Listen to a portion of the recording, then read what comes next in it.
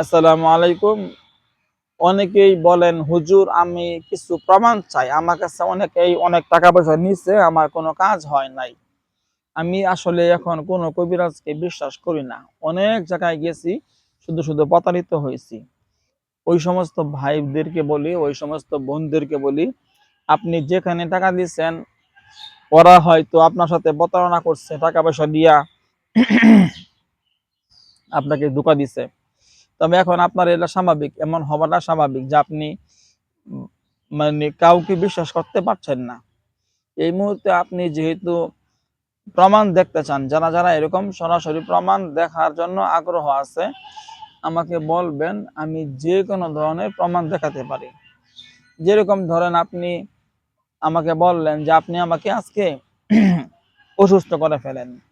আমি আপনাকে অসুস্থ করতে পারবো। ধরেন আপনি দেশে আছেন অথবা প্রবাসে আছেন, কোন জায়গায় আছেন ঠিকানাও বলতে হবে না। শুধু ভিডিও কলে আমাকে 10-15 সেকেন্ড ভিডিও কলের সামনে আসবেন, আমি আপনার মুখটা দেখবো, বাস। আপনার নামও বলতে হবে না, ঠিকানাও বলতে হবে না, ঠিক আছে? বাপ মার নাম কোনো কিছু লাগবে না। আমি জিন দিয়ে কাম করেন, বাপ মার নাম দিয়ে আমি কি করবো? আমার কাম করে জিনেরা। শুধু আপনার ফেসটা একবার দেখতে হয়, এইটুকুই হইলে চলে, আর কিছু লাগে না। না আপনারা মনে করেন যে ওই অনেক জায়গায় ধরা খাইছেন, এখন কিন্তু প্রমাণ চান, আমি আপনাকে বলি অবশ্যই আমি আপনাকে প্রমাণ দিব। প্রমাণ দেওয়ার মাধ্যমেই আমি আপনার কাজ করে দেখাবো ইনশাল্লাহ। সর্বপ্রথম আপনার ভিডিও কলে আমি আপনাকে দেখবো, দেখার পরে বাস আমি আপনাকে কাজ করে দেখাবো, প্রমাণ দেখাবো। কিরকম প্রমাণ? প্রমাণ তো এক ধরন দুই ধরন না। যদি বলেন যে 20 ধরনের প্রমাণ চান বা 100 ধরনের প্রমাণ চান, আমি 100 ধরনের প্রমাণ আপনাকে দেখাবো। অলৌকিক ভাবে অনেক কিছু আমি দেখাতে পারি। যারা এগুলো বিশ্বাস করেন না, আমার সামনে আসবেন, আমার চেম্বারে আসবেন, আমার সাথে সাক্ষাৎ করবেন। সাক্ষাতে দেখতে চাইলে সাক্ষাতে দেখাবো।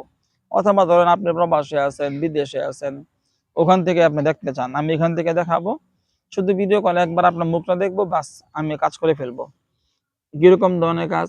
আপনার মাথা থেকে নিয়ে পা পর্যন্ত প্রত্যেকটা অঙ্গ প্রত্যঙ্গর উপরে আমি আপনাকে অসুস্থ করতে পারবো। যেরকম ধরেন আমি যদি চাই যে এখন আপনার পেট খারাপ হোক, আমি এটা করতে পারবো। পেটে ব্যথা হোক, এটা করতে পারবো। হাড়ের সমস্যা হোক, গ্যাস্ট্রিকের সমস্যা হোক, আলসারের সমস্যা হোক, বুকের ভিতরে চাপ লাগা শুরু হোক, বুকের ভিতরে জ্বালাপড়া শুরু হোক, সারা শরীর জ্বালাপড়া করুক, মাথা ব্যথা করুক, মাথা বার হয়ে থাকে, মাথা ঘোরাঘুরি করুক, চোখে ঝাপসা ঝাপসা দেখা শুরু হোক, নাকের মধ্যে দুর্গন্ধ লাগা শুরু হোক, কানের ভিতরে ঘাও হওয়া শুরু হোক, মনে করেন যে চোখের ভিতরে চুলকানি হোক, সারা শরীরে চুলকানি হোক, মুখের ভিতরে ঘাও হোক, জিহ্বার ভিতরে ঘাও হোক, মারি ফুইলা যাক, ঠিক আছে? এরকম ধরনের কাজ। মাথার চুলগুলা পাকায় দেওয়া, এরপরে শরীরের মধ্যে, আপনি অনেক সুন্দর মানুষ, আপনাকে কালো বানায় দেওয়া, শরীরের মধ্যে ঘা বেচরা লাগাই দেওয়া, সারা শরীর ভর্তি খালি বসন্ত হয়ে যাবে, বসন্ত হবে, বসন্ত। আর যেটা আপনার প্রস্রাবের লগে রক্ত যাওয়া শুরু হবে, যদি আমি চাই আপনার বাথরুমের লগে রক্ত যাক, হ্যাঁ, এটাও শুরু হবে। খালি আমি ভিডিও কলে আপনাকে একবার দেখবো, আমার হুজুর করে যেটা বলবো ওটাই হয়ে যাবো, দেখবেন।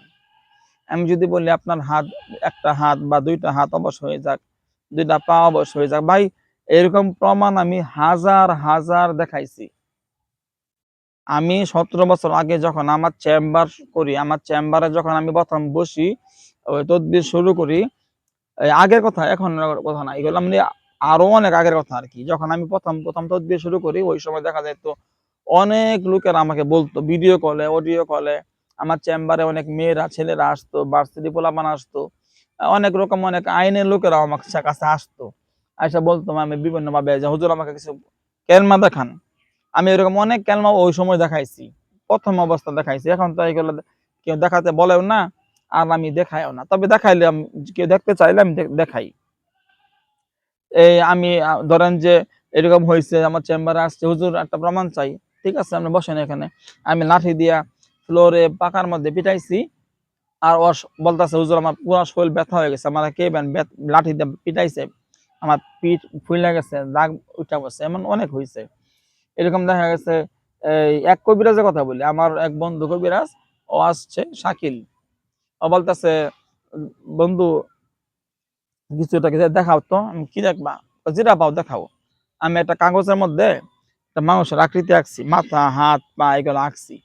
কাগজটার উপর আমি হিল আছে না, বাটাবাটি করে শিল শিল পাথরের শিল, মশলা বাটে ওইগুলা বাটার যে শিলটা নিছি, নিয়া ওই কাগজের মধ্যে ওই মানে মানুষের আকৃতি লিখছি, লিখে ওর নামে আমি কিছু পুরা ফু দিছি, কাগজে ফু দিছি, কোরআনের আয়াত পুরা ফু দিছি। পরে শিলটার মধ্যে ফু দিছি, ফু দিয়ে আমি এভাবে মানে এভাবে রাখছি। খালি রাখা মাত্রই, আল্লাহর কসম, রাখা মাত্রই ওই আমার বন্ধু শাকিল মধ্যে ইয়া মোটা কাটা উঁচা লম্বা সুন্দর দেখতে, মনে হয় বিদেশিদের মতো লাগে দেখতে। যখন তখন শুয়ে পড়ছে আমার চেম্বারে, যখন তখন শুয়ে পড়ছে, দম বন্ধ হয়ে গেছে, মানে চোখ মুখ উল্টায় দিছে, মানে মানে ও মারা যাওয়ার মানে একটা খালি আমি কাগজের মধ্যে ছবি আঁকে ওইটার মধ্যে একটা এভাবে একটা শুধু রাখছি, জুড়ে মাই নাই, হালকা ভাবে রাখছি আমি, এতে ওর অবস্থা খারাপ হয়ে গেছে। পরেতে ওই সময় আবার আমার চেম্বারে রুগী ছিল, ঢাকা থেকে কয়েকটা রুগী আসছে, মহিলা পুরুষ। ওরা দেখা তো মানে এই যে রাখলাম, আমার এর অবস্থা এরকম খারাপ হয়ে গেছে, ওরা তো দেখে আমি ভয় পেয়ে গেছে, আতঙ্ক, এবার মারা গেল কিনা লোকটা। পরে আবার যখন তখন আমি আল্লাহ কালাম করে ফুফা দিয়া মানে আবার ওই করে কাটছি। পরে অসুস্থ হয়েছে, তা সুস্থ হয়েছে ঠিক আছে, শরীর খুব দুর্বল হয়ে গেছিল। এরকম ভাই অহরহ, কয়টা বলবো, অহরহ, বুঝছেন। ধরেন একটা লোক আছে আমেরিকা, আমি এখান থেকে চাইতেছি ওই লোকটাকে মারা ফেলামো। এই যে এরকম একটা একটা ছবি আঁকিয়া কাপড়ের মধ্যে, সাদা কাপড়ের ছবি আঁকিয়া, ছবির মধ্যে আমি কিছু পরে ফু দিমু, শিল দেখা পার দিমু, এরকম পার দিমু। আজকে 3 মিনিট, কালকে 3 মিনিট, বসো 3 মিনিট, ওই লোকটা মারা যাবো।